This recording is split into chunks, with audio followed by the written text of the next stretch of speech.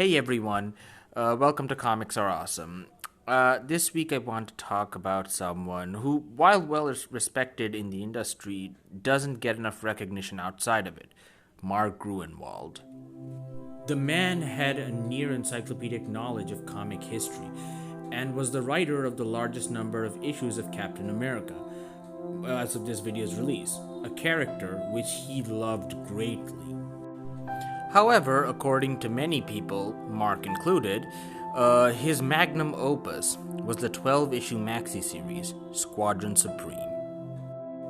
The Squadron Supreme was a thinly veiled homage of the Justice League of America, created so that Marvel could write crossovers between the Justice League and the Avengers without worrying about legal issues.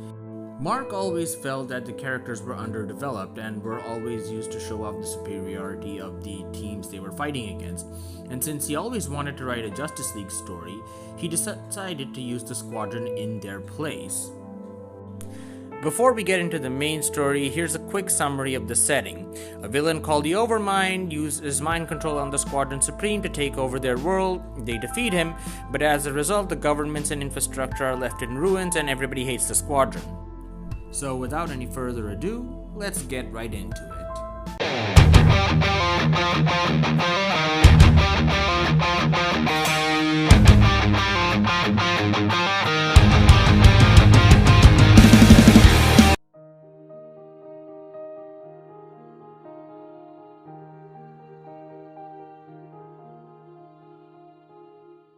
As a result of their actions under the Overmind's control, Hyperion, aka the Superman XP of the Squadron, decides that they should essentially take over the world for 1 year and help to rid it of all crime, disease, poverty, and death.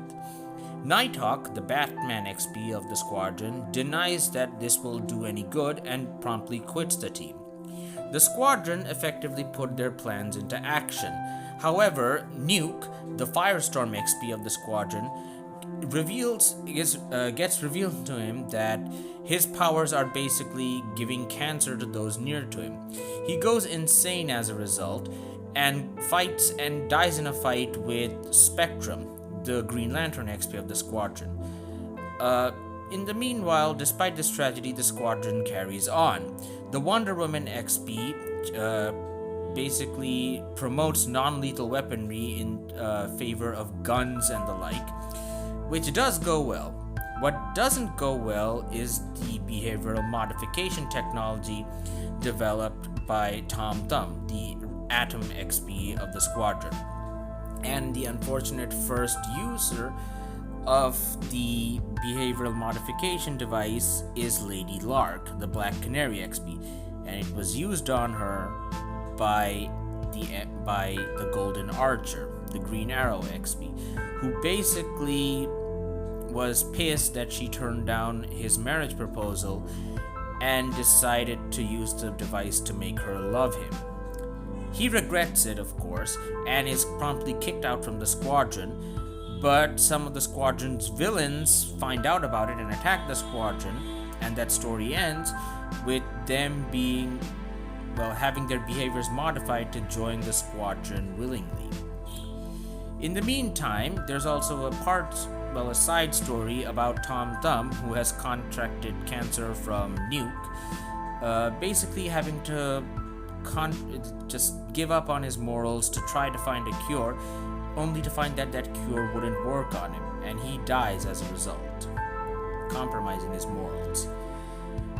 In the meanwhile, Nighthawk has gathered a team of new superheroes as well as former villains of his and decides to use them to infiltrate the Squadron. He's successful in this regard, and he uses these newer members to promptly undo the brainwashing of the villains who had been brought onto the Squadron Supreme, and uses them all as sleeper agents. This all leads up to issue 12, where there's a huge fight between the original members of the Squadron and Nighthawk's Redeemers. A lot of heroes and villains die in this fight, including Nighthawk himself, but basically he manages to convey his point to the squadron that whatever utopia they manage to create basically depends only on them running it, and the squadron disbands their Whew, sorry for the stutters in the middle. It was really my first attempt at trying to talk for well over a minute, but I think I managed to get the basic point of what I was trying to say and the story itself across.